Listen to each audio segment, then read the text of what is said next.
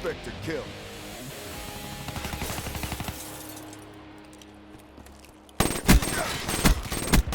Spear blunted. Hi, this is Subble1975 and today I'm bringing you a TDM from Combine of me using the M8. And I'm getting there with Black Ops 3.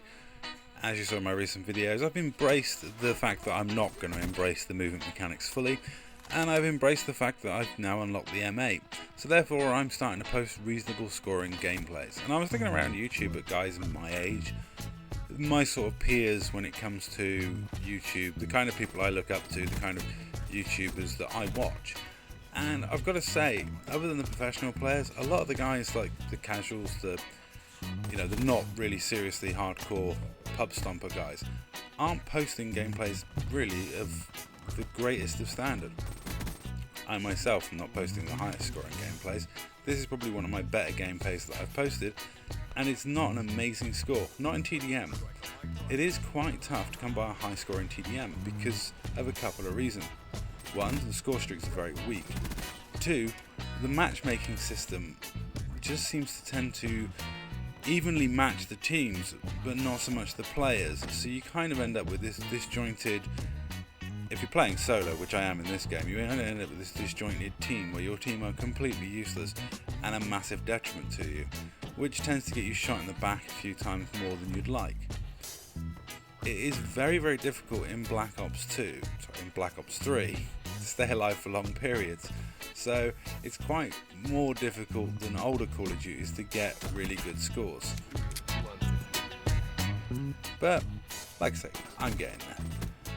I'm a lot happier with the way things are going, certainly over the last few weeks, than I was the first few weeks the game was out.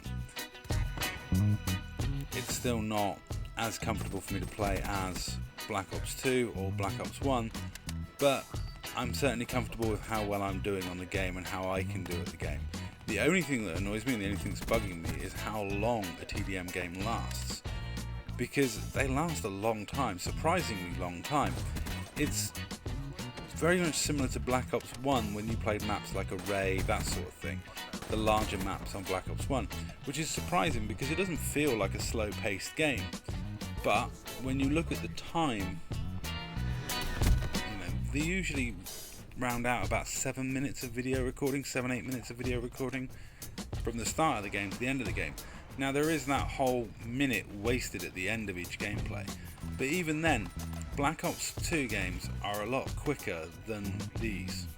I got terribly done by that guy on the stairs using stealth camo, but one of those things. I'm not kind of used to dealing with stealth camo yet, and I've got to work out the best method of dealing with players that use that, or coming up with something, because I'm playing more ranked play now and I'm gonna meet more people using that sort of cheesy shit in ranked play. Even with the pick and ban system, quite often stealth gets through, and it's going to be interesting if someone uses it correctly in search and destroy mode or something like that. I can't believe how often I've got to use the hives in arena games because people just don't ban them, which is just crazy to me, especially in something like Capture the Flag, when you can just hive up the entirety of your base and camp back at the back. It's quite potent, quite nasty little combo. To be honest, in ranked play, most people seem to concentrate on banning the kinetic armor and the overdrive ability, which I can see why, especially in something like Hardpoint. Kinetic armor is incredibly powerful, and overdrive, anything that gives you that sort of speed to move around the map, is lethal in almost any competitive game mode. Capture the Flag, it gives you a huge advantage. You can be away with the flag in moments, as I was in the only Capture the Flag game footage I've put up so far. And in Search and Destroy, it completely throws off the timing of everyone's routes. So, you generally rush to a point in Search and Destroy where you know you're not going to get shot, and suddenly there's a guy with overdrive waiting for you with a smile on his face. So, I can see why overdrive is one of the most banned in the pick and ban system. Equally, I can see why kinetic armor is, but I'm surprised that people don't ban things like the hives, etc.